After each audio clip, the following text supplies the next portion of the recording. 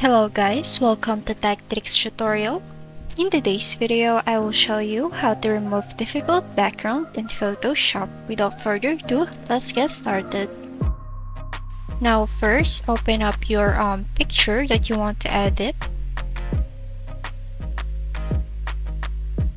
Next is to double click this lock icon right here to unlock this layer.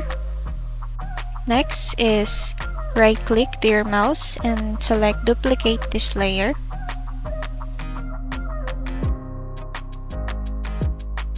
Now after that, hide the first layer and there should be an option of remove background right here. Now if you don't have a properties option, you can just go by here, select the window section and then check the properties.